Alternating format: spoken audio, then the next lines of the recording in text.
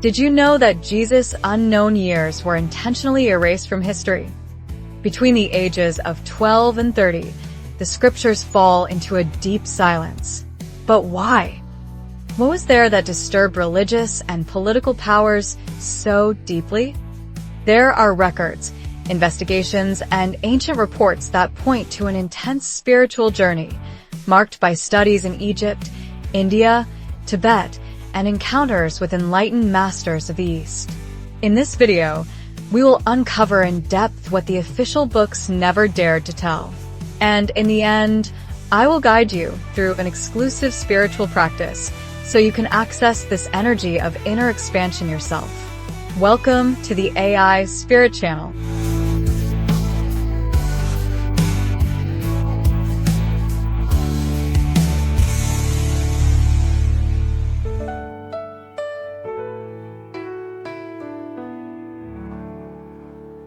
The first point we need to understand is that Jesus' lost years between 12 and 30 are not just absent from the Bible. They were literally silenced. And this absence, far from being an oversight, points to something that disturbs.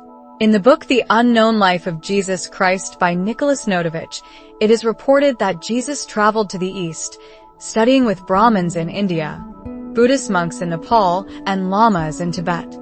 These teachings shaped an essential part of his being. Jesus is said to have learned about Kriya Yoga, deep meditation techniques, elevated states of consciousness, and union with the higher self. In Egypt, according to other sources and occult traditions, he would have undergone the mysteries of Isis and Osiris, understanding the symbolism of death and spiritual resurrection, which would later become central to his mission. But why was this trajectory left out of the traditional narrative? Why would religious institutions hide the fact that Jesus went beyond Jewish borders and sought wisdom in other traditions? The silence about this is not random. It reflects an attempt to keep Jesus confined to a single theological structure without allowing his message to be universal. The idea of a universalist Jesus who learned from Hindu masters, Buddhists, and Egyptian priests directly challenges the limited narrative that has been imposed for centuries. And here's the lingering question. Do you believe that Jesus could have been a seeker like you and me before becoming the master? Could he have gone through spiritual initiations to reach Christ consciousness? Unofficial accounts indicate that throughout his secret journey, Jesus came into contact with traditions that spoke of union with the divine, enlightenment, non-duality, and universal compassion. Kriya Yoga, for example, is an ancient technique that allows the practitioner to accelerate their spiritual awakening. Could Jesus have used it to reach such elevated states of consciousness? This kind of knowledge was rejected by religious authorities precisely because it transfers power to the individual.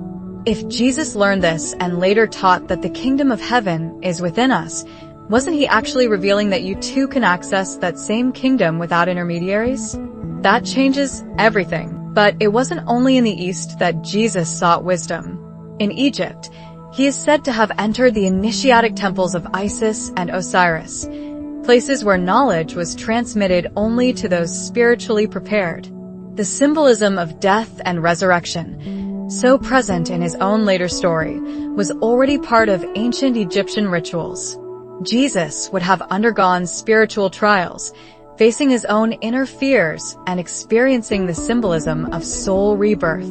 It is believed by many that it was there he understood the true meaning of resurrection, not as the return of the physical body, but as the ascension of consciousness.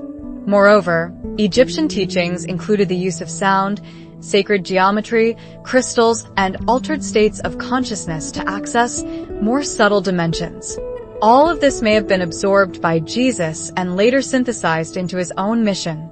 And more, the idea that the body is a temple and that the kingdom of heaven is within each person already existed among Egyptian initiates. Jesus simply translated this into an accessible and loving language that resonated with the hearts of simple people. What is most impressive when analyzing this possible trajectory is the integration of knowledge that Jesus might have made. He did not reject any tradition. He honored them all. Buddhist compassion, yogic union, Egyptian alchemy, direct connection with the divine without the need for external temples. All of this was absorbed and unified by him into a living wisdom. Jesus did not replicate dogmas. He transcended concepts. This is the essence of universalist spirituality, to go beyond form to touch spirit. And that would explain the profound impact of his words when he returned. He spoke with authority because he had lived each teaching, faced every shadow, awakened every light. Could this be why his speeches touched the outcasts, the simple, those at the margins of society?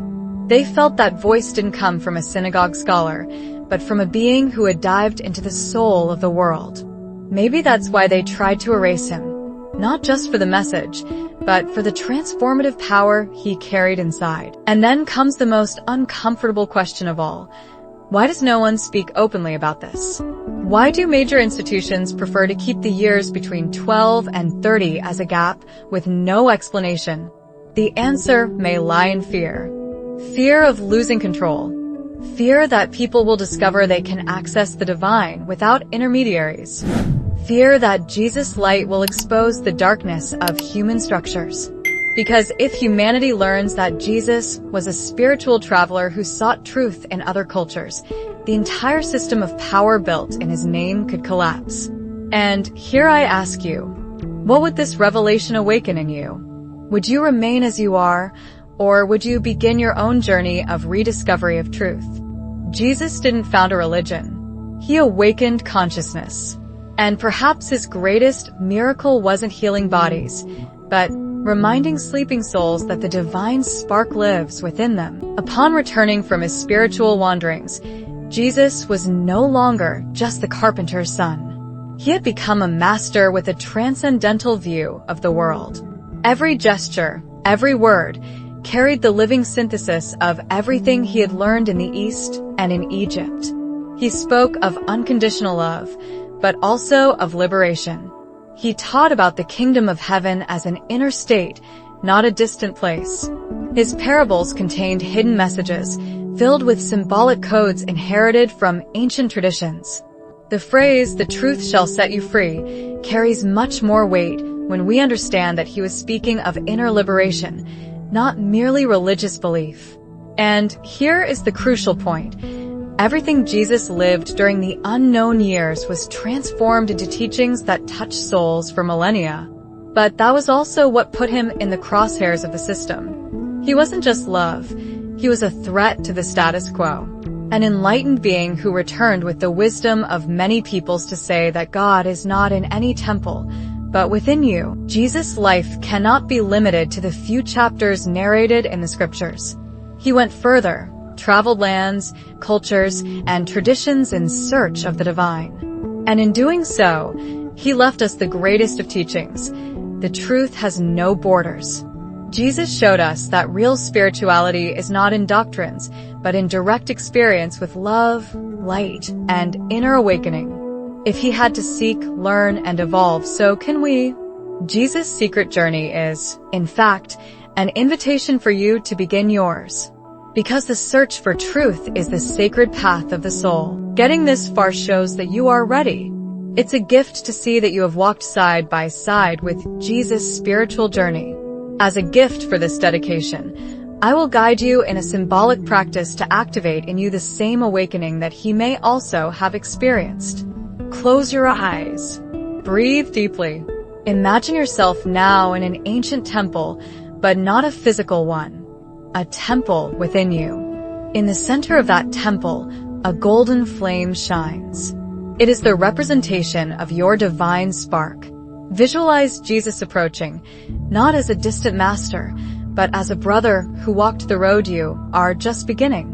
He touches your heart with both hands and transmits a silent energy that activates in you the desire to seek the truth for yourself, without fear, without intermediaries. Breathe again. Feel this light grow. And as you open your eyes, carry with you the certainty that the kingdom of heaven truly is within you, just as he said, and that your secret journey can also begin now. It is a joy to see that you stayed until the end of this spiritual journey. To mark this moment, write in the comments, "Sacred Journey." This is the password that shows you were with us until the last second. Producing this video took a lot of work, from researching the sources to building this deep experience.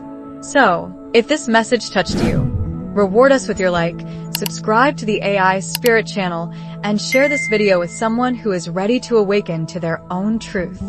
The silenced truth may be your soul's highest calling.